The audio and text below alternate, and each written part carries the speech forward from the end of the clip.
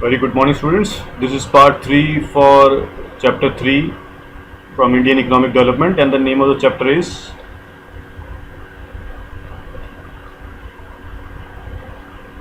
Liberalization, Privatization, and Globalization and Appraisal. And this we have done so far. Why new economic policy was reduced, and we have completed liberalization policies, and now we will try to understand privatization under new economic policy. Privatization implies removal of the ownership or management of government owned enterprises. तो कैसे समझेंगे हम? जो सरकारी हैं, government owned हैं, public sector की हैं यूनिट्स, उसमें से गवर्नमेंट की जो ओनरशिप है या उनका मैनेजमेंट है, दोनों में से किसी एक का हटना जो है, रिमूवल है, वो क्या कहलाता है? प्राइवेटाइजेशन. इसको दोबारा समझेंगे हम. Privatisation implies removal of the ownership. Ownership मतलब अगर उसका ओनर सरकार है या मैनेजमेंट है उनके पास, देन अगर उसको रिमूव किया जाता है उस प्रोसेस को प्राइवेटाइजेशन बोला जाता है. And government companies are converted into private companies in two veg.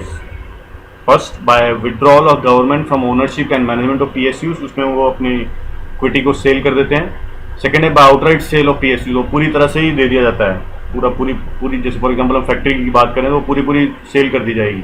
Withdrawal में क्या होता है कि कुछ पार्ट रखते हैं, जैसे सपोज करो 15% रख लिए, 10% रख लिए, मेजोरिटी यानी 51% जब चला जाता है तो ओनरशिप जो है वो, जो या मैनेजमेंट की बात करें हम, वो प्राइवेट सेक्टर के पास आ जाएगा. जब 50% से ज़्यादा शेयर्स को किसी प्राइवेट सेक्टर की फर्म को दे दिया जाएगा. तो बाय विड्रॉल ऑफ गवर्नमेंट, तो विड्रॉ कर लिया, वो पब्लिक सेक्टर की यूनिट जो थी वो चलती रहेगी, लेकिन अब उसको मैनेजमेंट या ओनरशिप किसके पास है? प्राइवेट सेक्टर के पास आ जाएगी. यहाँ पे आउटराइट सेल कर दिया जाएगा, पूरी तरह से ही उसको सेल कर दिया जाएगा. 1% भी इक्विटी को यानी शेयर को नहीं रखा जाएगा.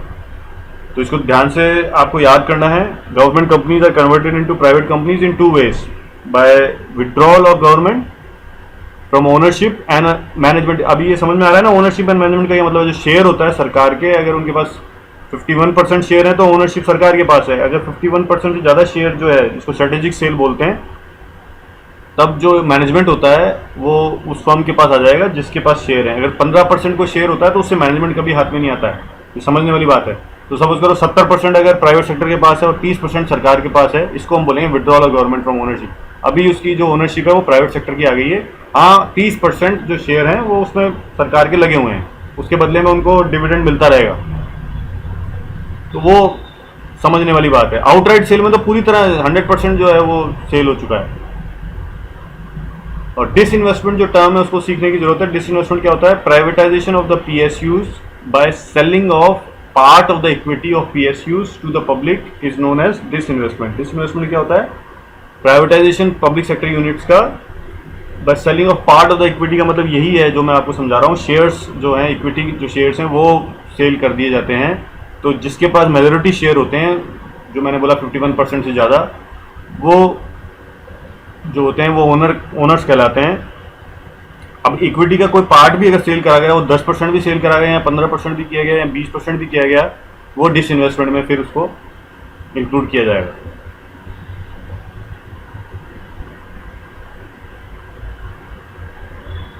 तो रिफॉर्म पॉलिसीज क्या की गई प्राइवेटाइजेशन में, अभी आपको समझ में आ गया है थोड़ा सा प्राइवेटाइजेशन के बारे में. तो पहली रिफॉर्म क्या किया गया? Government companies were converted to private company. ये रिफॉर्म किए गए 91 के बाद से. जो लॉस मेकिंग थी, जो प्रॉफिट नहीं जिनके पास थे, ऐसी पब्लिक सेक्टर यूनिट्स को प्राइवेट सेक्टर में कन्वर्ट किया गया. लेकिन दूसरा सबसे इंपॉर्टेंट एक स्टेप लिया गया जो सेकंड पॉइंट में लिखा है. Some PSUs have been granted special status as Maharatna, Navratna and mini Ratna. The granting of status resulted in better performance, means increase profits. They were given managerial and operational autonomy. ये है अब reform की बात. हम जो ये हमने मिनी रत्न, नवरत्न या महारत्न की बात करी है, मैनेजरियल और ऑपरेशनल ऑटोनॉमी उनके पास थी. दे वर सेटअप. ऑटोनॉमी का मतलब होता है फ्रीडम. जो मैनेजमेंट है और जो ऑपरेशनल ऑटोनॉमी है वो खुद ले सकते हैं. नहीं तो क्या होता है, गवर्नमेंट फर्म्स में जो हायरार्किकल होता है वो सरकार तक, ऊपर मंत्रियों तक जाता है, फाइल जाएगी, फिर वो अप्रूवल आएगा, फिर वो कोई डिसीजन ले सकते हैं. लेकिन एक प्राइवेट फर्म कैसे काम करती है? उनका एक मैनेजर होता है, जनरल मैनेजर होता है, वो finally even the managers are having powers to decide.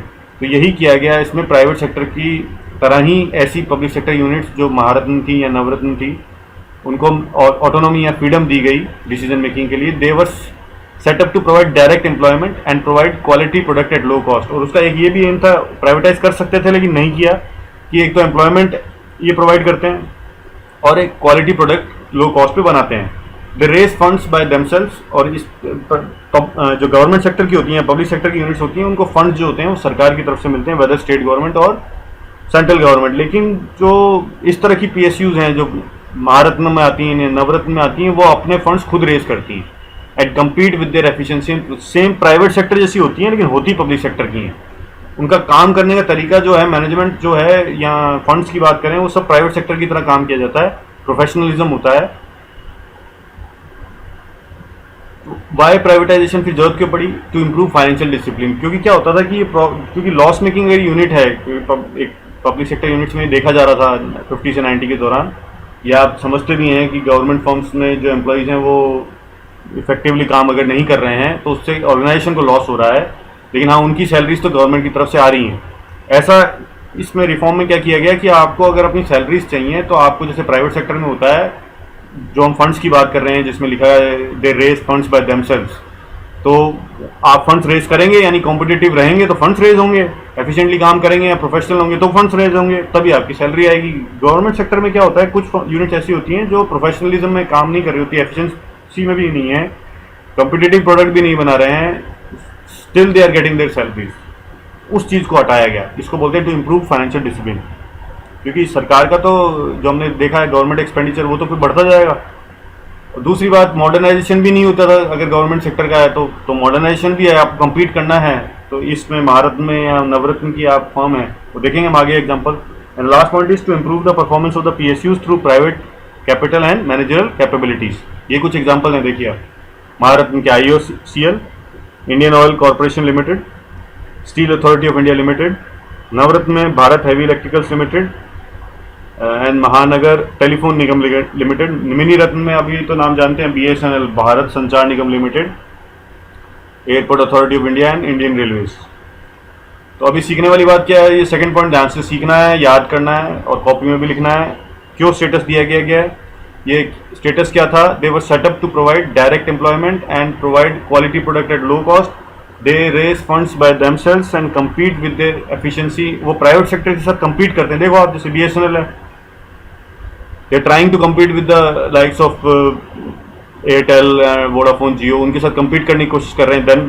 Then only we can से दे आर सर्वाइविंग। ये सब फॉर्म्स के साथ यही है।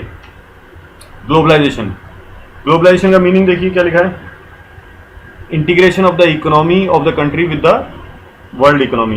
ये ग्लोबलाइजेशन का मीनिंग है। हमारी इकोनॉमी, इंटीग्रेट का मतलब होता है जोड़ना दूसरे देश की इकोनॉमी के साथ, जिसको हम बोलेंगे जैसे ट्रेड के थ्रू करना, इन्वेस्टमेंट के थ्रू करना। इंटीग्रेशन क्या है? Policies of government to facilitate free trade and investment with other countries, ताकि आपस में हम ट्रेड एग्रीमेंट्स करें और फ्री ट्रेड यानी आपस में हम व्यापार कर सकें और इन्वेस्टमेंट फ्री फ्लो कर सकें, तब उसको ग्लोबलाइजेशन बोला जाएगा। और इसका एक कंसेप्ट है जिसको हम समझते हैं इन आउटसोर्सिंग। एक कंपनी हायर्स, आउटसोर्सिंग बोला जाता है। ग्लोबलाइजेशन में एक टर्म आती है आउटसोर्सिंग। आउटसोर्सिंग का मीनिंग क्या है? Company hires services from companies in other countries. एक देश की कंपनी दूसरे देश की कंपनी से सर्विसेज को हायर करेगी। जैसे क्या सर्विसेज हो सकती हैं? एग्जाम्पल में क्या लिखा है? Customer care services, accountancy, banking, teaching and many more. These are few examples and many more. Outsourcing, IT sector तो सारा आउटसोर्सिंग के बेस पे चलता है। इंफॉर्मेशन टेक्नोलॉजी, जितने नाम आप जानते हो, इन्फोसिस है, TCS है, टेक महिंद्रा है, ये सब आउटसोर्स इनके पास काम आता है, दूसरे देशों का आता है। US का है, ऑस्ट्रेलिया का है, ब्रिटेन का है।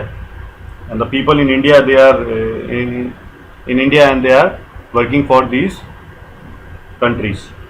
इसको आउटसोर्सिंग बोलेंगे हम। और फिर सबसे इंपॉर्टेंट क्वेश्चन ये आता है, why foreign companies outsource to India? तो फिर क्यों हमें काम देते हैं? आउटसोर्स का मतलब यही देखा है आपने, आउटसोर्सिंग। एक कंपनी हायर्स सर्विसेज, आप हायर कर रहे हैं, for that you have to make payments. तो क्यों एक फॉरेन जो कंपनी है वो इंडिया में आउटसोर्स कर रही है अपना काम? फर्स्ट पॉइंट है चीपर कॉस्ट। हमारा काम जो है कंपैरेटिवली, हम बात करें US से बात करें तो उनको जो कॉस्ट है वो कम पड़ती है, यहाँ पर खर्चा कम है।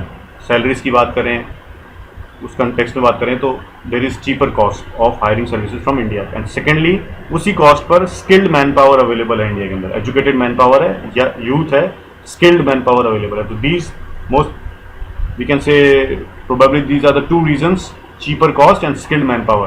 Therefore, these foreign multinationals from US, Australia, America, we can say Britain and other nations, European nations, they are outsourcing to India. And in globalization, we have to understand one major institution, World Trade Organization, and the aim, or we can say objectives of World Trade Organization are: first, to provide equal opportunities to all countries for international trade, सब देशों को बराबर opportunity मिले. To establish rule-based trading environment in which nations cannot place restrictions on other nations for trade. आपस में restrictions ना करें, एक rule-based trading हो. To increase international trade, उनका सबसे important objective. These are the three, we can say, the important, we can say, objectives: equal opportunities, rule-based trading environment, and third, increase international trade through removal of tariffs, taxes on imports, and non-tariffs like quotas or quantity imported, non-tariff barriers. Tariff तो होते हैं, taxes as a barrier काम करते हैं, तो उसको remove करना, कम कराना, देशों के साथ आपस में बातचीत करके एग्रीमेंट्स कराना उनके. एंड नॉन टैरिफ बैरियर, जैसे क्वांटिटी पर बैरियर लगा रखा है तो उसको भी रिमूव करना. And lastly, optimum utilisation of world resources. जो किसी देश के पास रिसोर्स हैं तो so that the other countries can also share those resources, तो उसको बढ़ावा देना. तो सबसे इंपॉर्टेंट क्या समझ में आया?